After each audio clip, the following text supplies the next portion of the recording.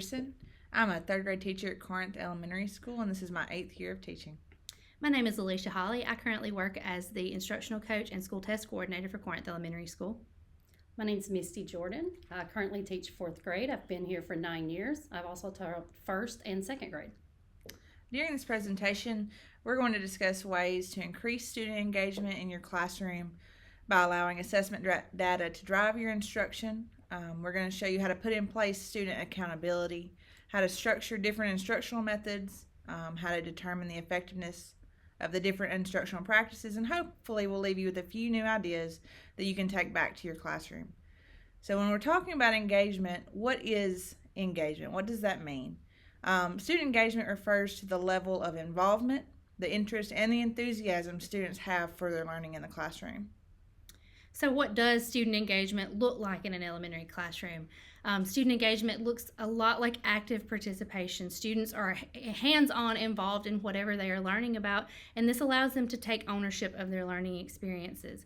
Oftentimes this means that the teacher will function more as a facilitator rather than directly instructing, and so students have more of a chance to be involved in their learning.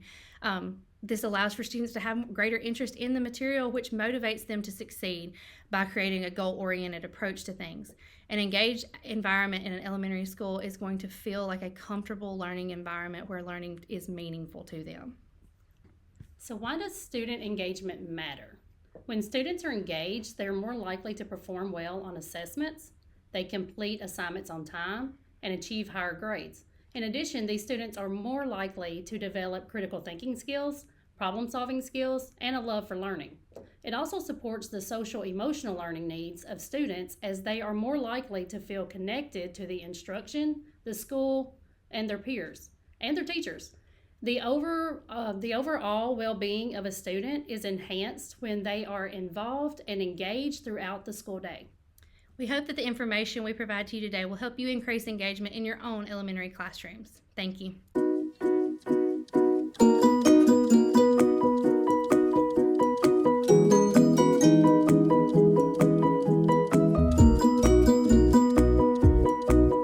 All right, so if I were to say to you, I want you to write the fraction 1/3. Show me what you would write. 1/3. Okay, so the first number that I write is the numerator. We talked about that word numerator. It's our mathematic word. And the top number is the fraction. Okay, so y'all ready to play? And y'all know already that thirds are under.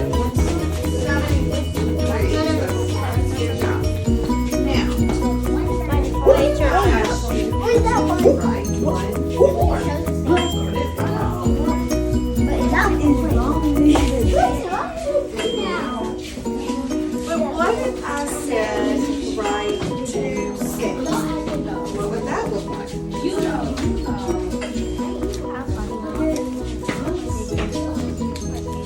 Okay, so y'all know where the numerator goes and where the denominator goes. Okay, excellent. What if I said write 2/4? Get a picture in your head. Okay, the visual way.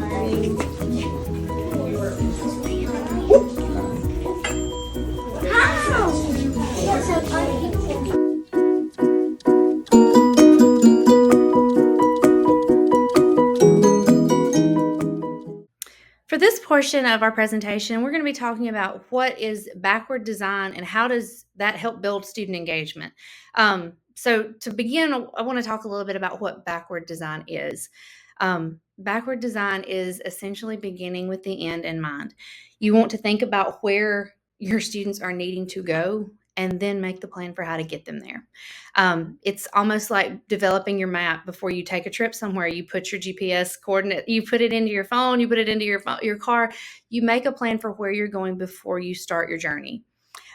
So this slide kind of illustrates it in a way that it all comes back together. You begin and it cycles. It's a cycle of instruction that begins with establishing what is your intended end goal. What do you hope they accomplish at the end of your instruction?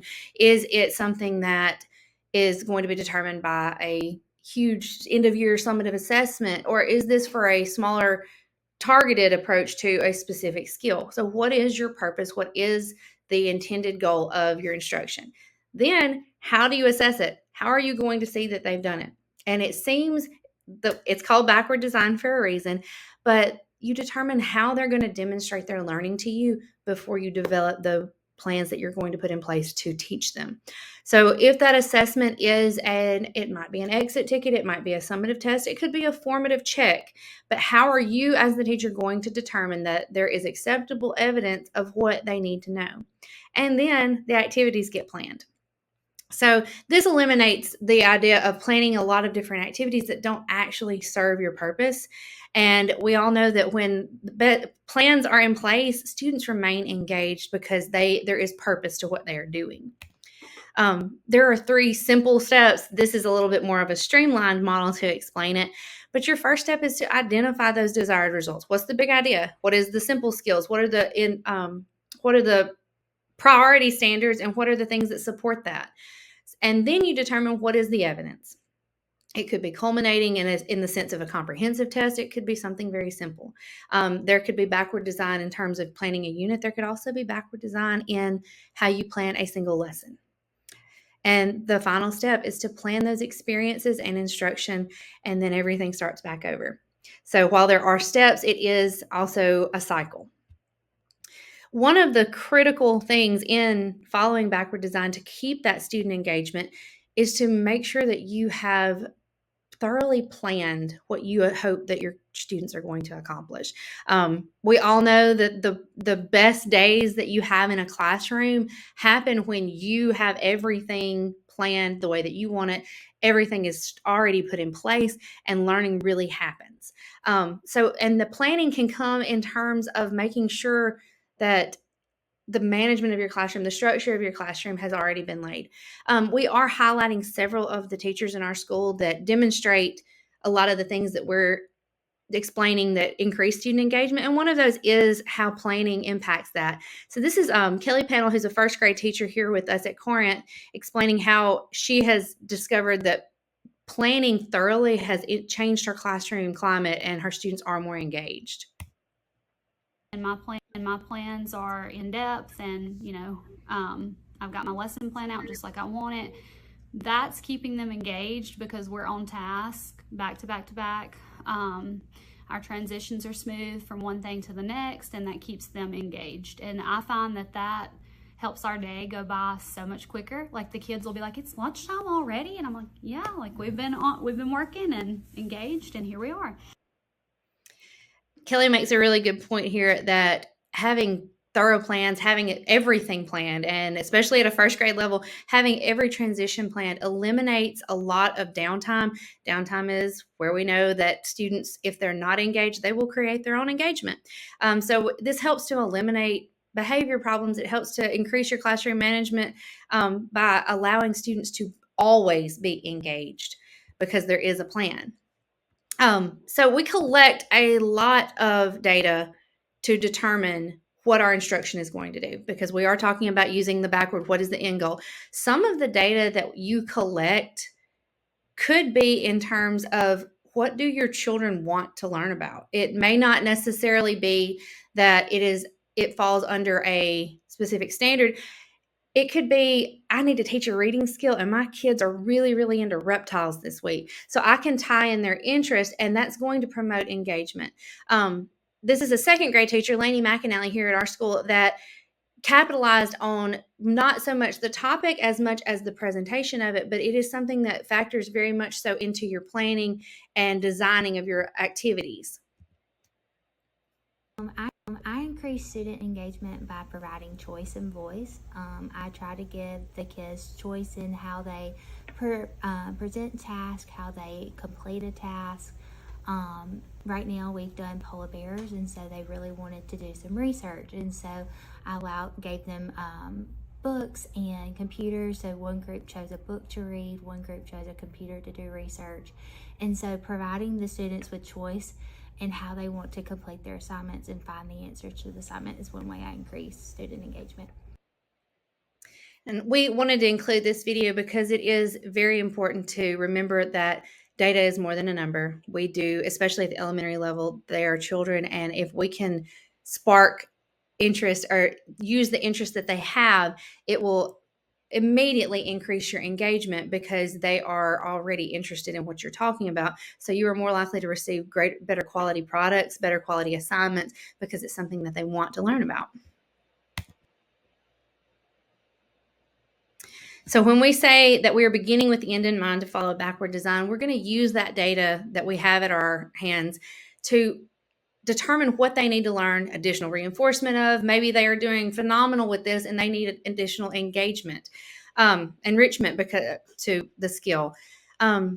This also helps us to ensure that the content that you are providing is attainable for your students. It is goal-oriented for them. This is a very big way of saying differentiated.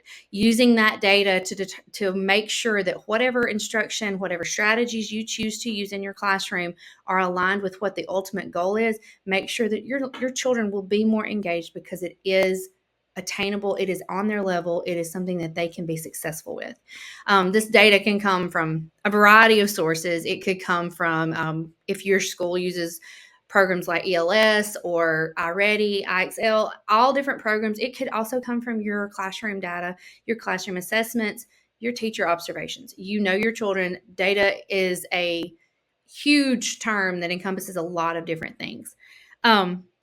This is also a time where those state test blueprints, if you were in a tested grade, 3rd, 4th grade specifically for elementary, these are available and they do tell you which specific skills are going to be prioritized at the end of the year. So that does help you as the classroom teacher ensure that you give the attention to the skills that are going to be weighted most heavily for those students. I'm just going to quickly link to those. These are available on the MDE website, but these give you, for ELA, it's more of a percent, and math. They also have it for, I think, the science test as well, but it gives you the percentages of each test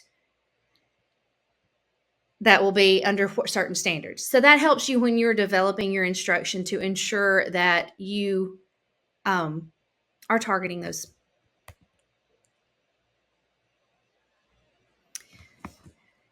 So we have talked a lot about data. This is a 4th grade teacher, so a tested subject. How does data drive your classroom, and how do you use that? Something that sounds very boring, like the word data, how can you use that to promote engagement in your classroom? And Ms. Carpenter does a beautiful job of this by incorporating goals. She sets goals, the children set goals, they set goals for themselves, they set goals for their class. So I'm going to let her explain how she capitalizes on data to engage her students. It drives me. Every skill that we taught is based back to an assessment. For example, a few weeks ago, we took a test on multiplicative comparisons, and my kids did like 17% on it. And that was a skill that I had taught. So we got pulled back here in small group, and we did it over and over and over. And I challenged them and said, hey, you guys, if we'll get 70% passing on this, we'll get extra recess or something like that. They blew it out of the water. And so it's everything we do back here in my small group is data driven. And how does that create engagement for them when you're in a small group, that it is based on their data?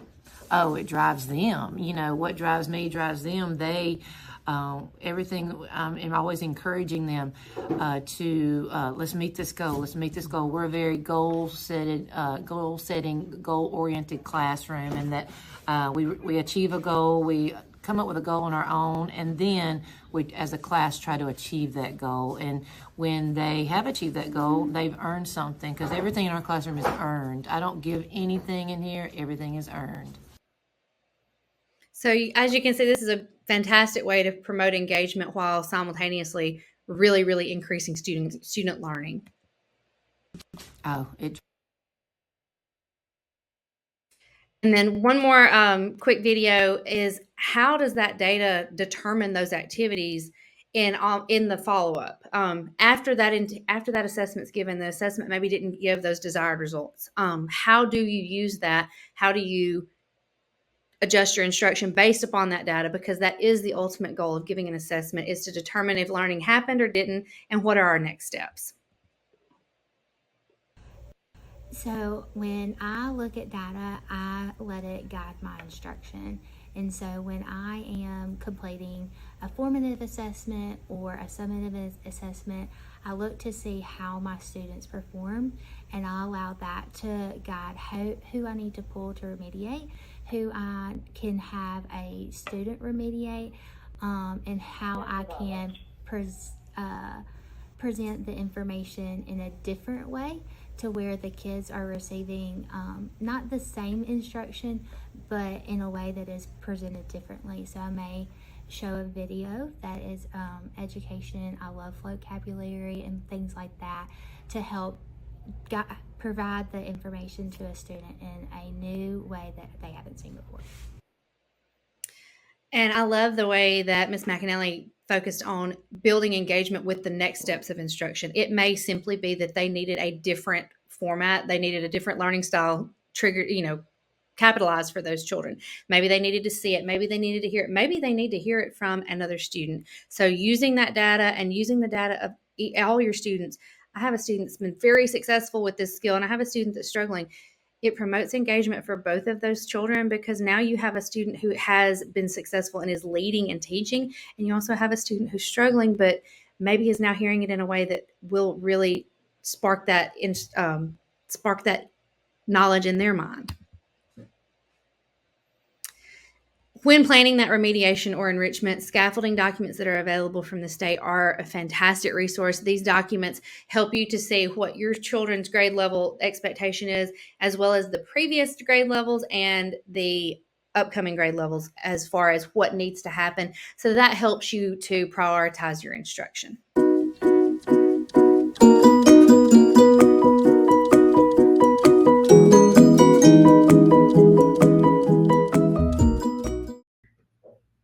When we're talking about student engagement in an elementary classroom and in small groups learning specifically, the question comes up of how do you ensure that the students are learning, especially if they're not the ones in the group with you. So I call them the audience. How do you make sure that those students that are not directly in front of you are still engaged on task and learning is happening?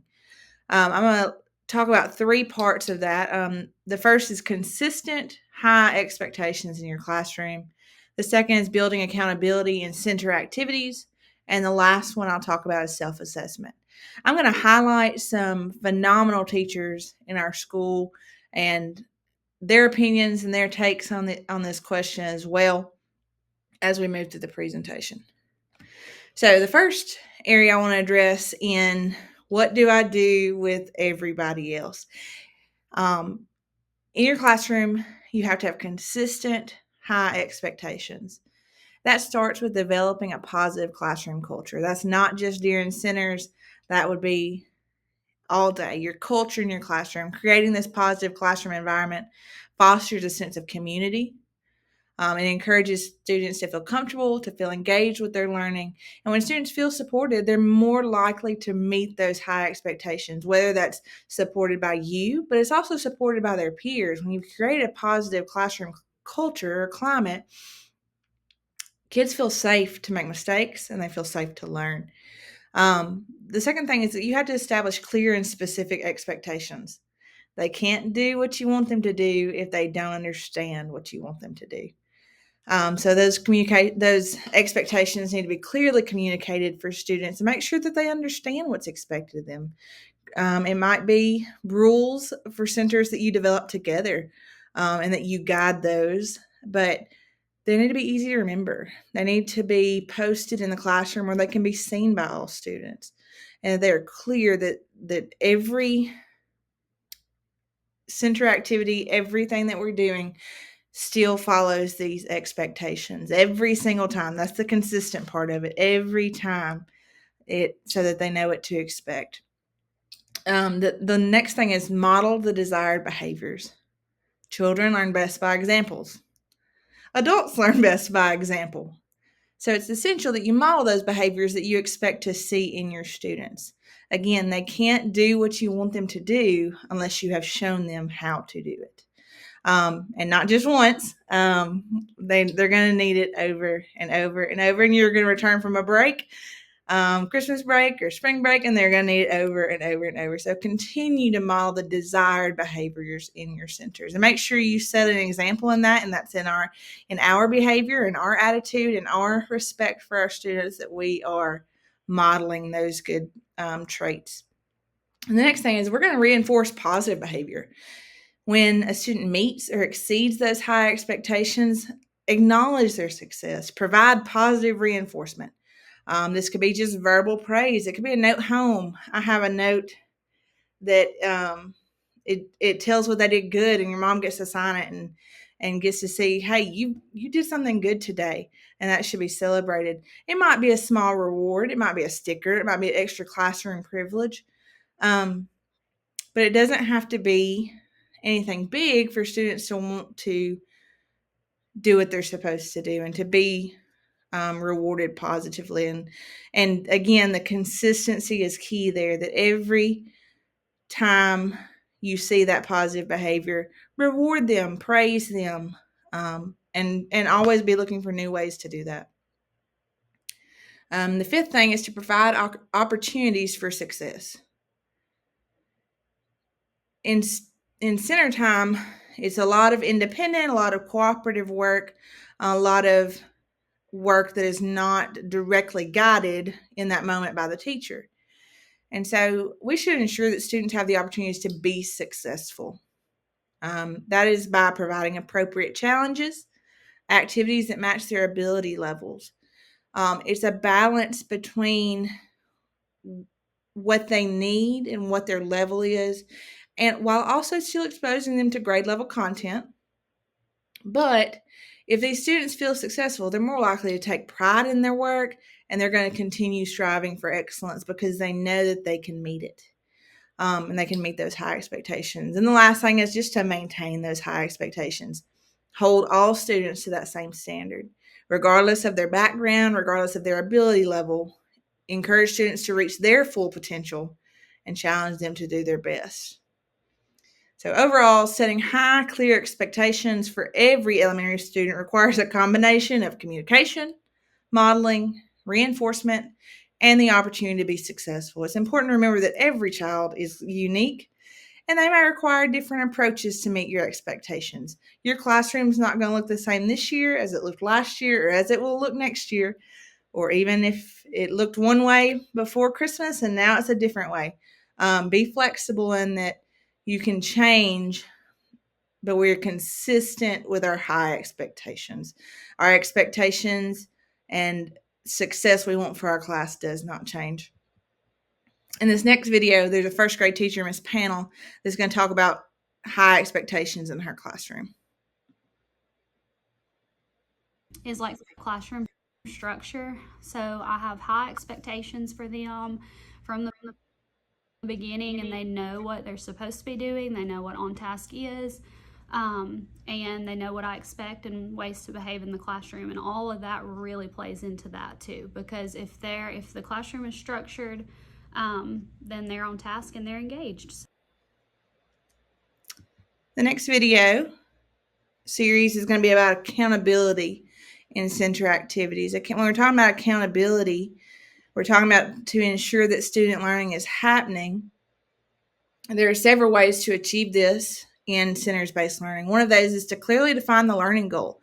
What is the purpose of the centers? Why are we doing it? And so it's important to establish those clear learning goals and objectives for each center. And this, again, connects back to their expectation. They know what to expect. They know how to measure their progress. Another example is to assign task and responsibility. Assign tasks to each student for each center. It may be that you have a leader of a center. It may be that they have specific jobs in their center. It may be that today student 1's in charge of the timer, and student 2 might be in charge of the timer tomorrow. but that everyone has some role to play and knows what they're responsible for. The third thing for accountability in centers is to monitor their progress. Check in with them regularly. This allows you to identify any areas where students may need extra support, and you can provide that. And you provide that through feedback. Provide regular feedback on their work. This not only helps students understand how well they're doing, but it also helps them to improve. And that connects back to those high expectations of they are feeling success, and so they are encouraged to keep going.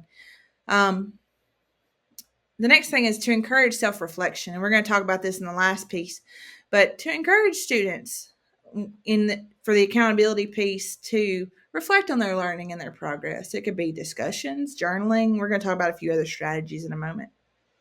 And the last thing is to use incentives. Provide incentives to those students who meet their goals and make progress. This can be done rewards, recognition, just other positive reinforcement.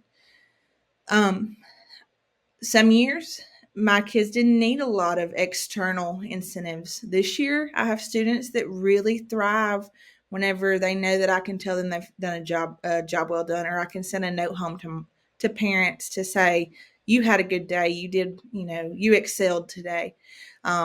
It might be it might be a whole class incentive where if we're all engaged in our centers for that day, that we might take an extra 5 minutes at recess. And so it's just looking for ways to praise children. This is Miss Whedon. She's a kindergarten teacher in our school, and she's going to talk about accountability in center activities. I walk around and check my centers before I pull my ability groups to me. And as I go through, I check to be sure they understood the directions, what they were supposed to do. And then I'm able to check their work, whether it's on paper or if it's like putting CVC words on my desk, I'm able to go back and check it to see if they got their job done.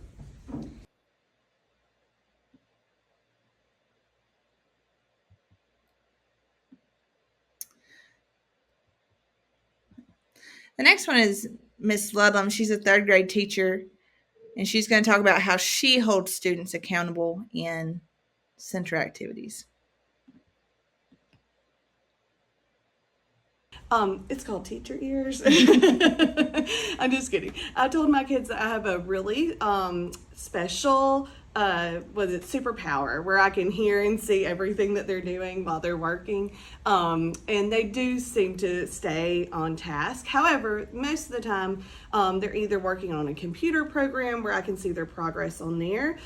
We go over the answers afterwards and they check them off with little markers so that we can see whether they were accurate or not.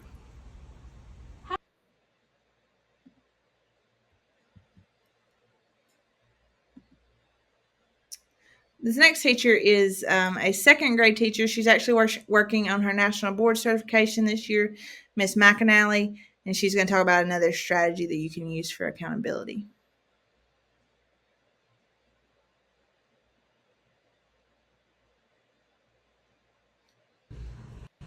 That's hard, but I always have the students to fill out something. So they always have a task or some sort that they've got to be monitoring. And so as I'm working with a small group, if I have like 5 seconds or something to where they're completing something independently, I'll just get up and kind of walk around to see where the students are on their assignment, their sheet or something that they've got to fill out. And if I see that they've not completed about a fourth or something of their paper, I'll just say, okay guys, I think we need to regroup and we need to train our brains and get our thinking back on track. And so that's just one way, is I just provide a handout that they've got to fill out as they complete a assignment. So what is the structure of your center's rotation small group time?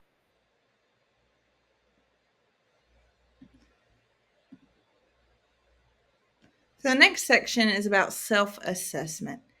Self-assessment is a valuable tool that can help students develop those metacognitive skills to improve their learning and increase their sense of ownership and responsibility for their academic progress. Here are some ways that you see on the screen that you can self-assess in elementary classrooms. It can be as simple as, give me a thumbs up if you can do this and you're ready to move on. Maybe a sideways thumb if you might need some extra help or practice, and then maybe a down thumb if you don't understand it all. It might be where they draw one of these smiley faces on their paper. It may be to the left here, you see that they have an exit ticket, and on their exit ticket, they rate their level of understanding with these little emoji faces. Over here, you see a green, yellow, and red system that they have on their circle there that they may put up. You could use technology and Google Forms for them to, how did you do during centers? I finished all my assignments. I finished most. I didn't finish any. How do you feel about the assignments? Did you not understand things, or all the way to I understood everything completely? There are lots of ways to do this, and they'll change from year to year, and they'll change from semester to semester. When I first started digging into self-assessment in my own classroom, I tried, well, to be honest, I saw it on social media the night before, and I thought, oh, I might do that. Like that's what I need in my classroom. And so the next day we had done, it was a little exit ticket, and I told my students, if you understand it, color your name green. If you need some more help, color yellow. And if you don't understand how to do it on your own, color your name red. And then they turned it in. It was a quick little, but when I pulled out my exit tickets to check them, everybody was green, but their answers did not indicate that they all understood. And so, that is when I realized I'm going to have to explain this a little bit more. I'm going to have to teach my students what self-assessment means. And so I should have, before introducing it, was to teach my students what it is, why it's important. Explain that you're not always going to be green, and that's okay. And you may not even want to associate it with colors. I had a student that told me that they didn't put red because red is bad. And so, they've got those associations in their mind. And so you find what works for you that year with that class. But you need to explain that self-assessment means you're evaluating your own work, your own strengths, and your own areas for improvement. You might use a rubric or a checklist. You might provide students with a rubric or checklist that outline the criteria for what they're trying to understand. And that helps them know, did they meet expectations or did they not? Now, at an elementary level, I think you do have to keep it a little bit simpler. And especially the younger in elementary you get, versus if you were talking about middle school or high school. Set goals with students. Encourage students to set goals for themselves at the beginning of a unit or a lesson. These goals should be specific, measurable, achievable, relevant, and time-bound. Provide time for reflection. Students can't reflect if they're not given time to do it. So build time in your centers, maybe at the end of your centers, for them to reflect on their progress. It doesn't have to be every day. It could be every other day. It could be at the end of the week. You can do this through journaling, group discussions, individual conferences. My personal preference right now is Google Forms. I have a Google form that they use, and we try to do it every other day or so where they rate how they understand. And they even have a section on there where they tell how they feel that day. How did you feel after centers were over? And they have the little emojis that, well, I felt happy, or I'm ready to learn, or I felt mad, or I felt sad. However it is that they're feeling. So they're reflecting on what they're learning, but they're also reflecting on how it makes them feel. Another thing is to encourage peer assessment. Peer assessment can help students develop critical thinking skills, and they learn from each other. Encourage students to provide feedback to their classmates, but make sure they understand how to give feedback and how to receive feedback. Again, the most important part of this, model. Don't show them one time and expect them to immediately be successful with this. It will take doing it over and over. When we're talking about self-assessments, you should celebrate success. Identify areas for improvement, but celebrate their success. Help them understand that mistakes and failures are opportunities for us to grow, opportunities for them to grow. I tell my students too, this self-assessment lets me know how you feel about it. So I might need to provide some encouragement. I tell them the self-assessment is a lot for me too, because it lets me know very quickly how they're feeling about it. And going into that helps me guide instruction. So use these self-assessments to guide that instruction. Use the data you get from them. If they identify that they're struggling with a specific concept, you can adjust your teaching to provide that additional support in small groups. So the main goal of self-assessment is to create engaged, reflective learners.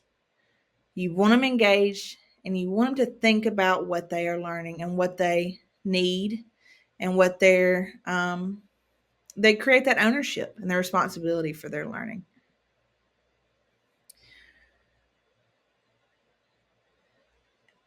In my classroom, this is what I currently use for students. It could be an exit ticket that we do. It could be as simple as a page that we tear out of our workbook that day that they did on their own. And I just need to say, okay, how are they feeling about it? And so they would turn it in. We call it our understanding baskets. And they just rate where they're falling. I understand I can do this on my own. I'm beginning to understand, but I still need help, or I do not understand, I need more help. And so they just drop it in that basket. There's no need for them to mark their paper. They just drop it into whichever basket that they feel, after they've reflected, they feel matches their level of understanding. In this next video, you're going to see 3 of my students talk about why they chose the basket that they chose.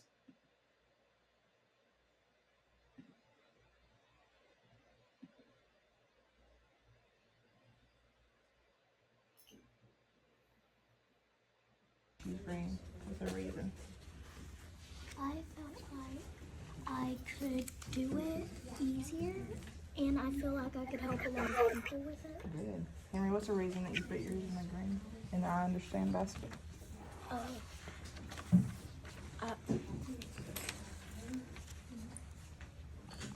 felt confident. I felt like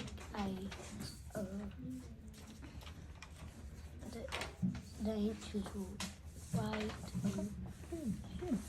Audrey, why did you choose yellow? I'm beginning to understand, but I still need help.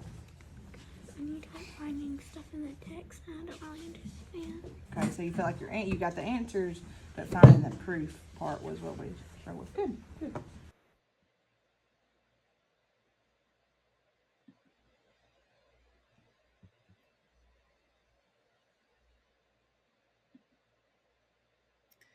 So by incorporating the self-assessment into your teaching, you can help your students become more engaged, reflective learners who take ownership of their academic progress.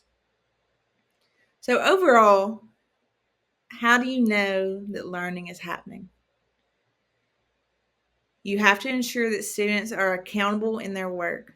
There's something that you're doing that you are checking that they understand. Another way to do that is through self-assessment. Students are reflecting and evaluating their own level of understanding that you've modeled and taught them how to do. And the other way is that you have high expectations. They know the culture in your classroom is one of excellence, and they want and desire to meet that.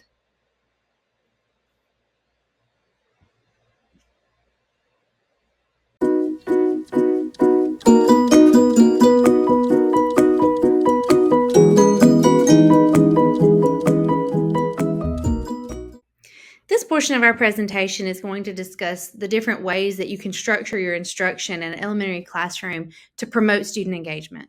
There are so many ways to do this, and the variety of ways to present instruction is endless, but here are some examples from our classroom teachers, and then we'll discuss some of the commonalities and differences in those different approaches.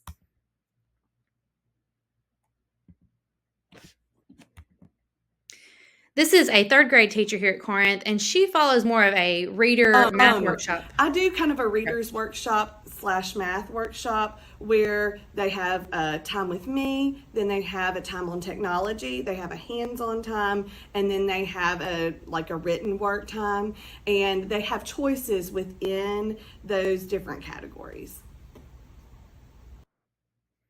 So she uses sort of a combination, some reading, some math. It doesn't have to be a certain content area within a rotation model or center groupings. Here's a kindergarten teacher, and so it is going to be a little bit different because these are younger children. Third graders can be a little bit more independent. This is how she fosters that independence in her classroom with younger children. I have 5 centers a week, and I have the ability group kids in each one, and so they go to 1 center a day. And there will always be 3 activities in each center. 2 will be academic based, and 1 is what I call world of imagination. It might be home living, it might be art. On the carpet they can build something with Legos that goes along with our unit for the week. So as you can see, as we've previously discussed, she is using the data that she's gathered for her kids to group her children.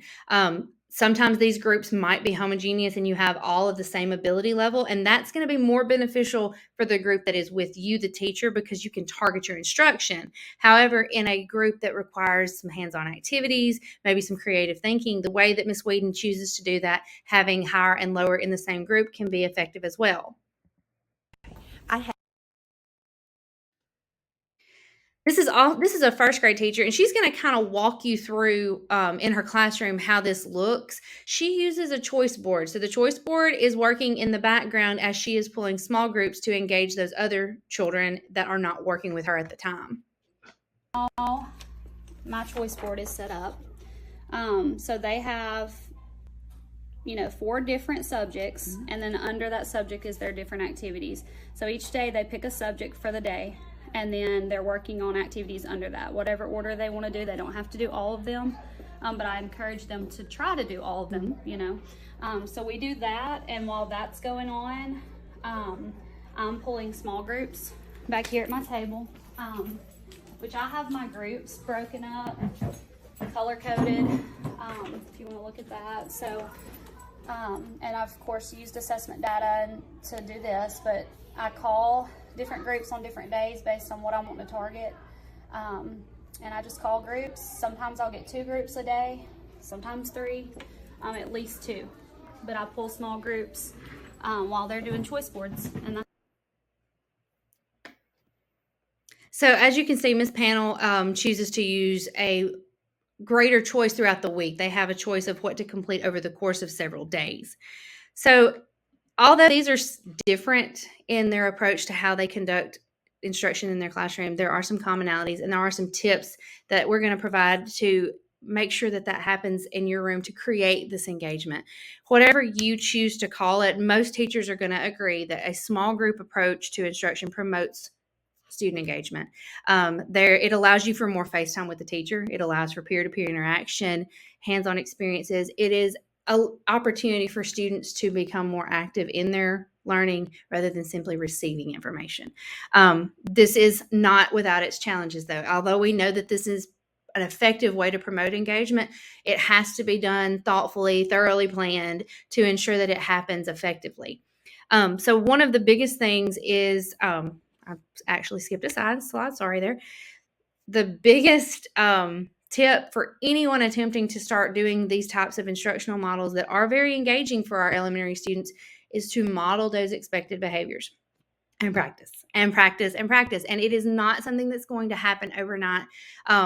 Developing independent learners, it takes time, especially if they are young. It's going to have to be something that becomes routine. It is not going to be something that you're going to decide over the weekend and start on Monday morning and it'll go beautifully. One advice I give to teachers trying to do this is attempt one thing, get it really, really solid, and then add to that. If you can set clear expectations for what the behavior looks like, how this activity happens, it gives you greater flexibility with what you can include within that center.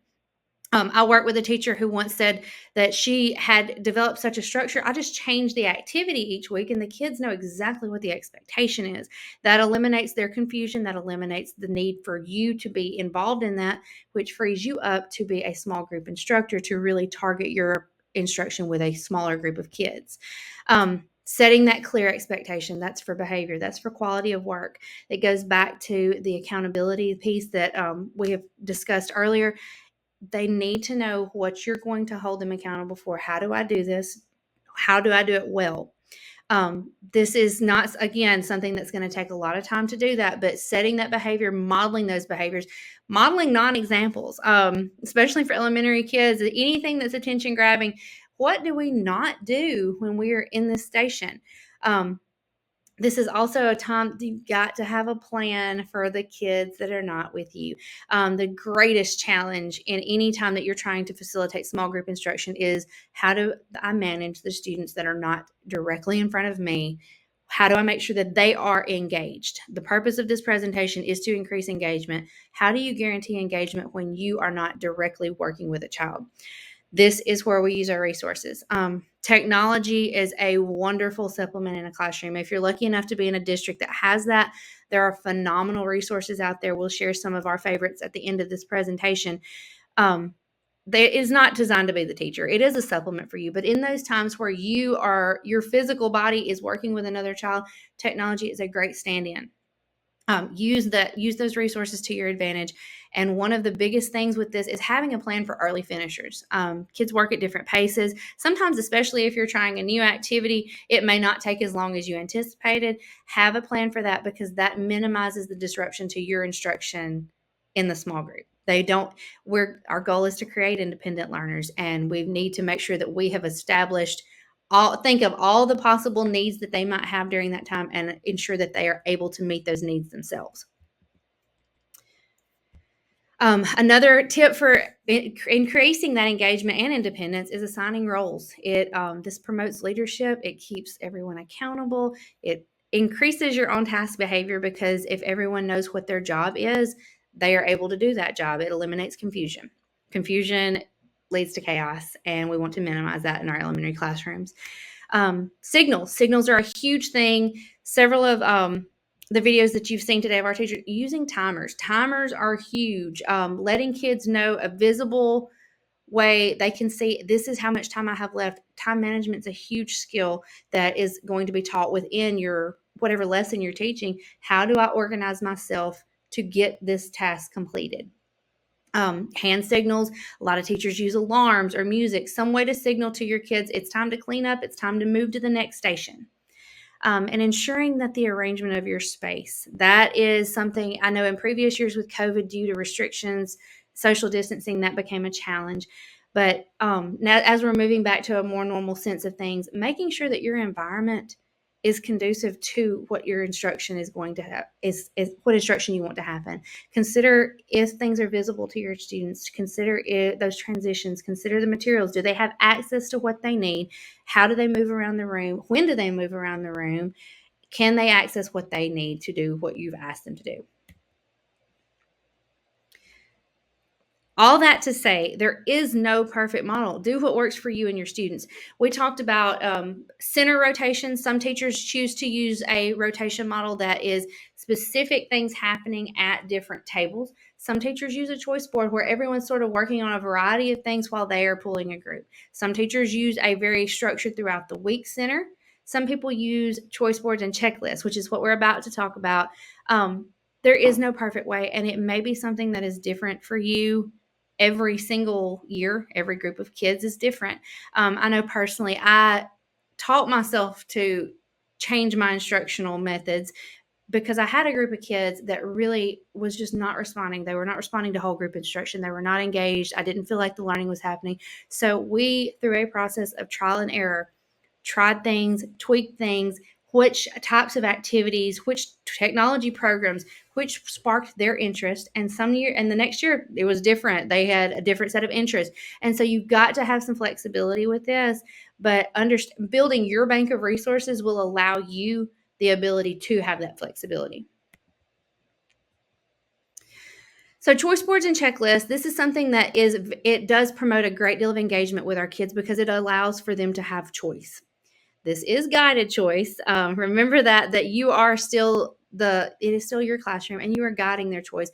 But the way I think of a choice board or a checklist, it is a list of things that I need this child to accomplish, but it really doesn't matter in what order they get it done. So they may choose to tackle their most challenging thing first, or they may choose to tackle the thing that they can see success with.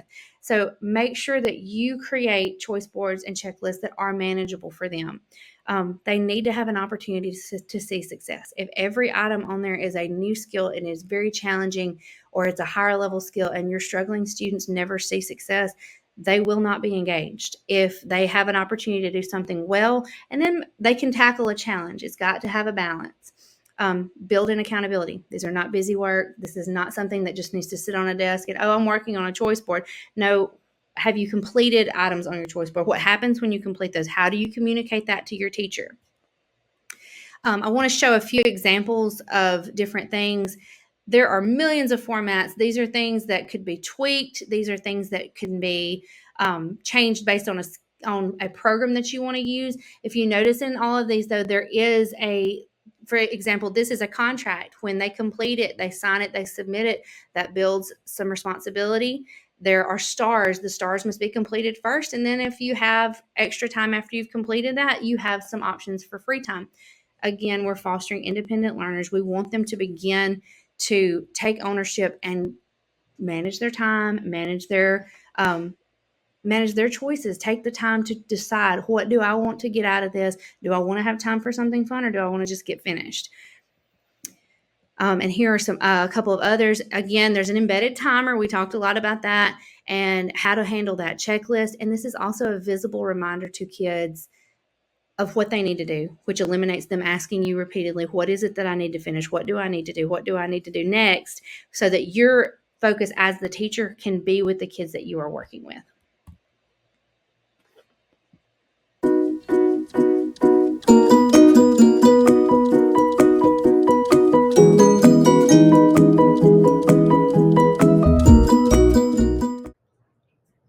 How can you determine if an instructional strategy is effectively engaging students or not? What do you do when it isn't? Well, Ms. Whedon gives us the simplest but most true answer. Let's take a look. You can tell by their faces if it's working now. As I walk around, if they have a smile, if they're talking, if they're working together, I know that learning is going on. They understand what they're doing and they're enjoying it. If I walk by and there is a hard look on their face, I know that either they are confused, they don't understand, and it might just be some instruction they didn't understand. So by the next day I can tweak it. I'll sit there with that group that day and guide them through it, and then I'll tweak it for the next day so it's easier to understand. This is so true. A student's face will tell us so much. Looking at student engagement, how do you determine what is working and what is not working? Whether you're teaching in small group or whole group, student engagement is a very important part of creating positive and effective learning environments.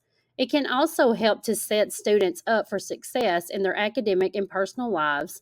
There are 3 kinds of engagement that we as teachers read every day to ensure we're on the right track and may not even realize it.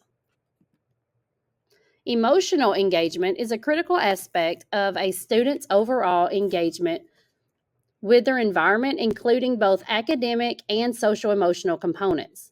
Note their level of interest, participation, and enthusiasm. Observe students while they are engaged in the instructional activity.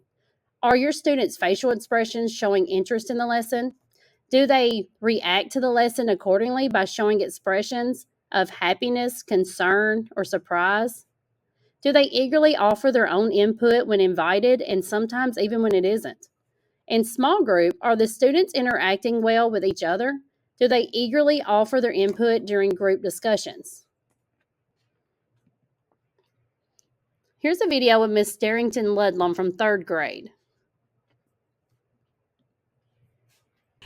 It's called Teacher Ears. I'm just kidding. I told my kids that I have a really special was it superpower, where I can hear and see everything that they're doing while they're working. And they do seem to stay on task. However, most of the time, they're either working on a computer program where I can see their progress on there. We go over the answers afterwards and they check them off with little markers so that we can see whether they were accurate. Those teacher ears help us a lot. Behavioral engagement refers to the active participation of students in their learning environment. This includes their ability to attend to tasks and interact with their peers, teachers, and in a positive and productive manner. As you observe, see if they track the lesson with their eyes. Do they respond accordingly? If I'm telling a funny story before the activity, do they laugh? In a small group, do they complete their share of work? Do they contribute to the group discussions? Cognitive engagement refers to how invested and motivated the students are in learning. Understanding and developing effective student cognitive behavior is essential for academic success and personal growth.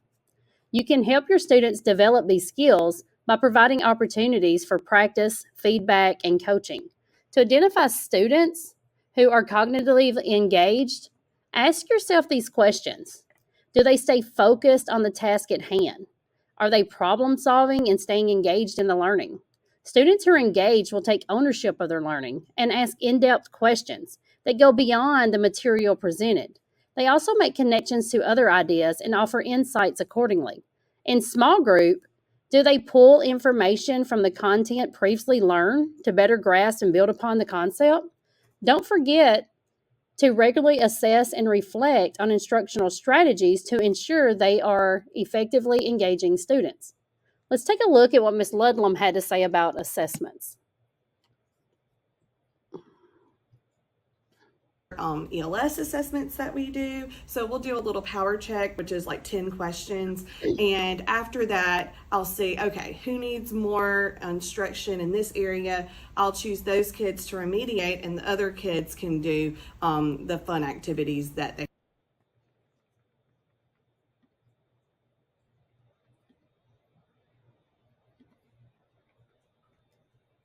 they haven't had time to do yet. So ELS is Educational Leadership Solutions. It's a program we started this school year at Corinth. ELS has provided us with access to data to track their progress and helps us identify the need of what needs to be improved. We also use iReady and several others.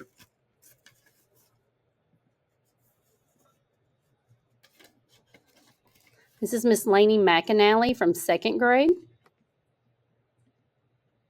Engagement is big in elementary school, and if the kids don't look engaged, you can see it all over their face. And so I really use that, and you kind of got to be quick on your feet. And so if you see it, you've got to have another thing in your pocket that you can be like, all right guys, we're gonna retrain our brains. And so we use Envision here at Corinth, and so sometimes the workbook isn't hitting it that day, and so we really have to think quick on our feet, and we have to be, all right, we're going to grab the manipulatives today, and we're going to use the manipulatives, and right then you've got instant engagement for kids. And then once you see that they've got the manipulatives, then we kind of bring that workbook back in, and we use the manipulatives as we're completing the workbook that day. This is Miss Angie Carpenter from 4th grade. 4th graders will tell you. They will tell you, and they'll say, oh, we love that, or we did not like that. And I just ask, because I'm one of those that I like to try new things. I'm constantly, excuse me, and I'm in different forums on Facebook, and I'm always trying to learn new ways to do things and what the kids like. But most of the time, they'll just tell you.